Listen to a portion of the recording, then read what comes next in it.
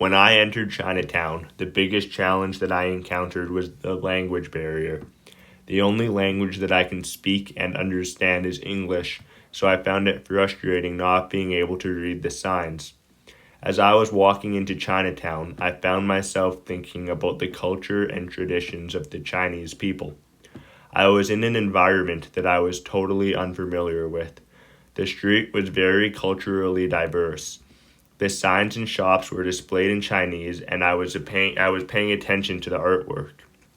It was a good opportunity for me to become more familiar with a different culture. As we were walking, I found a bakery called the Hong Kong Bakery. To me, this seemed like a good opportunity to purchase food. At this specific bakery, the menu included the Chinese writing and an English translation.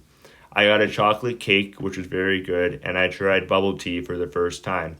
However, the other stores and shops that I walked into did not provide an English translation, and I had to use my technology and Google Translate to help me understand.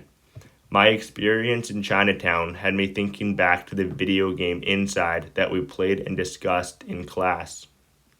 The purpose of the game was to avoid obstacles and problem solve as you progress in your journey. Although my experience in Chinatown was different from the game, I found myself dodging my own obstacles.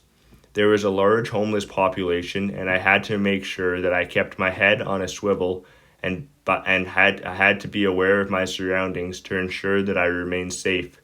The biggest obstacle that I had to overcome was the language barrier. As I mentioned, the majority of the signs and buildings provided both the Chinese and English translation. However, some signs were only displayed in Chinese.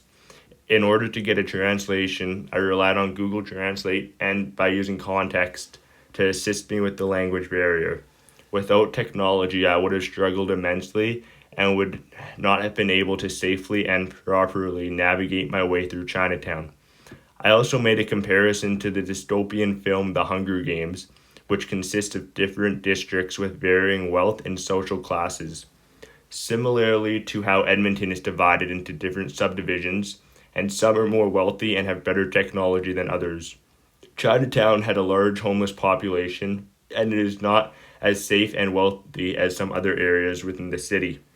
Overall, my time spent in Chinatown was very eye-opening, and it helps me become more open-minded to the many people that I share the city with.